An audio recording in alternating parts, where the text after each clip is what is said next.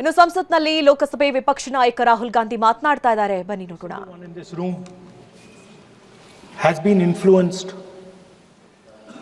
taught, learnt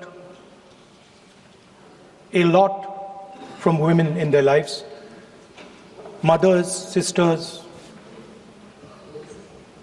wives. As Redistribution said,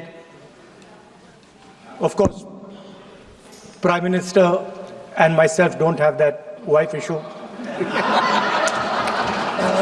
So we don't get that input, but we have our mothers and our sisters. Yesterday, I was watching my sister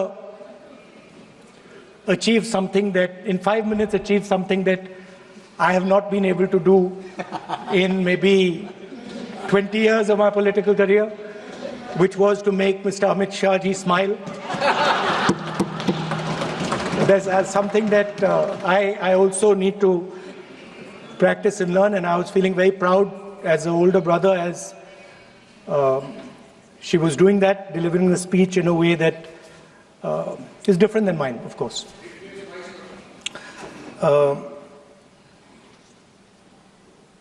I remember when I was a little boy, I used to be very scared of the darkness, and we used to have this huge dog who used to attack my sister and me all the time. So we were very scared of going out into the garden at night. We were scared of the dog. And one day my grandmother somehow found out about this. And I'm saying this because this was one of the most powerful lessons taught to me in my life by a woman, a grandmother. And my parents had gone out for dinner, and she came, she caught my hand, I still remember, and she took me out into the garden. Dark garden at night, no lights. No, government houses have big gardens, quite a big garden. And she took me there, and she left me. She said, "Now you stay here, don't move." And she left. And I watched my grandmother. I remember she was wearing a yellowish sari. I watched her go away. और मेरी मतलब हवा निकल गई कि मतलब आज तो मैं गया. I didn't have the courage to tell my grandmother that,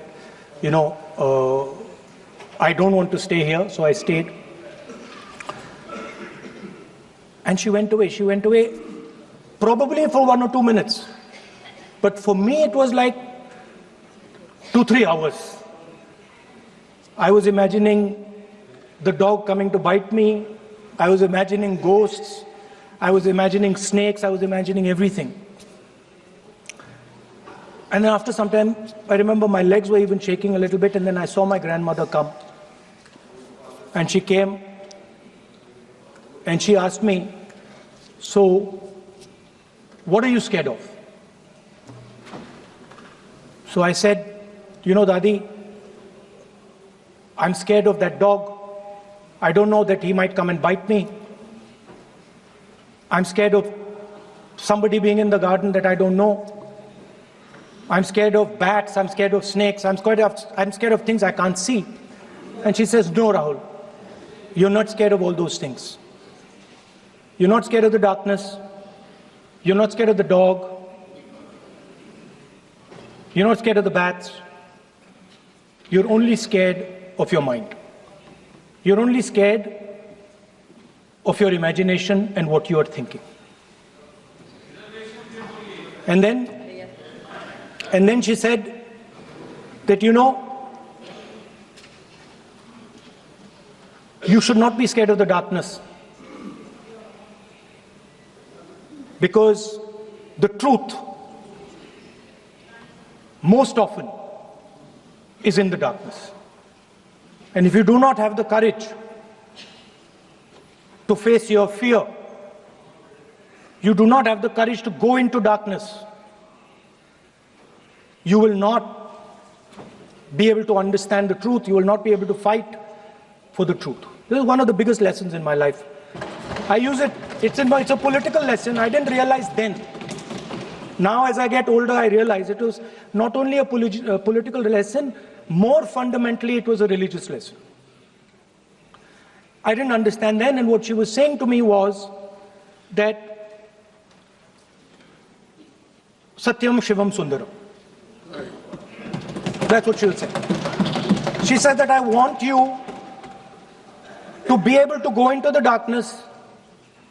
I want you to be able to go where you're scared. And I want you to see what the truth looks like. And later I realized, my God, by taking me into the garden, she was explaining Shiva to me. She was explaining the central tenet of our religion. She was explaining Satya to me. And in many ways, she was explaining Ahimsa to me.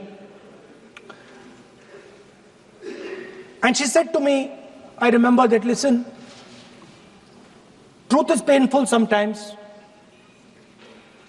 Don't worry about it. Deal with it. And there are some truths that need to be told here today in this house. The first truth is that this is not a women's bill. This is nothing to do with the empowerment of women. There is a women's bill. It was passed in 2023 in this house itself. And my friends and teachers in the BJP said that it will be implemented in 10 years' time. That is the women's bill. This is an attempt to change the electoral map of India. Using and hiding behind India's women. And actually it is a shameful act. Because instead of giving them women's reservation, which is very easy to do, and every single opposition person will support it right now, bring that old bill back right now, and we will help you pass it for implementation from this second. Now, that is the women's bill. This is something else. And the truth needs to be told about what this is. There is a central truth in India's history, in India's past and present. And I have become more and more and more aware of this truth. And that is the brutal, cruel, unforgiving treatment of the OBC community, of the Dalit community, and other communities, minorities and women. And this is a historical fact. This need not be argued here.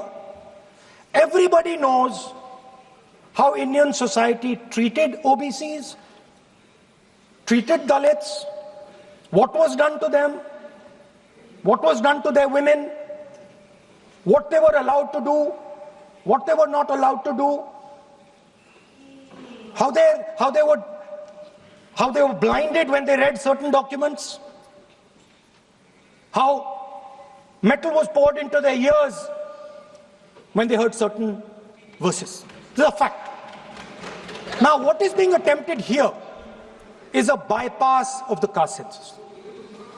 What they are trying to do is they are trying to avoid giving power, giving representation to my OBC brothers and sisters, and to take away power from them. This is the agenda over here. That's the first agenda. Manuvad over Samvidhan. Amit Shah ji says that the caste census has begun. And he repeated twice yesterday, trying to be clever, saying that houses don't have castes. The point is not whether houses have castes or don't have castes. The point is whether the caste census is going to be used for representation in Parliament, Vidhan Sabha, Lok Sabha. And what you're trying to do now is trying to make sure that caste census has nothing to do with representation for the next 10 years, 15 years, so that you can kick the ball down the street. That's the first thing that is being done. Second thing that is being done, equally bad thing, but a very dangerous thing. What you're doing, because you're scared of what is happening in the politics of this country,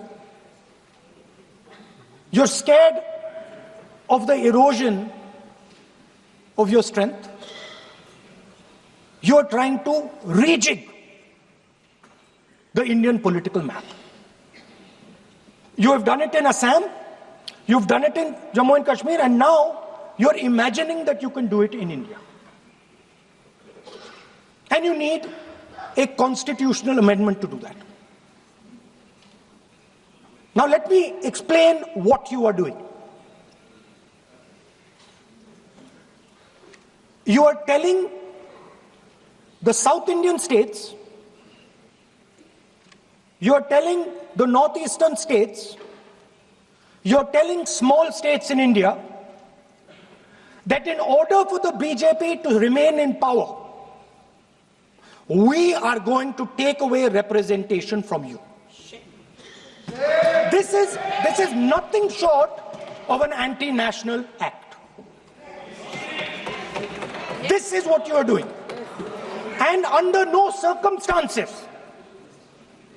are we going to allow you to do it. So I am telling you very clearly right now that the entire opposition is going to defeat this attempt of yours to attack the nation state and deprive OBCs and Dalits of their rightful place in society. I want to ask, corporate India, entire financial structure of India, where are the Dalits? Where are the OBCs? Where are the Adivasis? Top bureaucracy of this country. आपका गलती है. Where are they? Judiciary, private sector, private hospital sector, healthcare sector, education sector. Earlier, there used to be something called the public sector. Public sector provided space for Dalits, OBCs. You've removed it, demolished it, handed it over to your friends. So you call OBCs Hindus, you call Dalits Hindus, but you do not give them any space in the power structure of this country. And you can ask this to any Dalit, you can ask it to any OBC. This is a fact. You call them Hindus, but you do not give them any place in this country. Yes, be cool. And you are...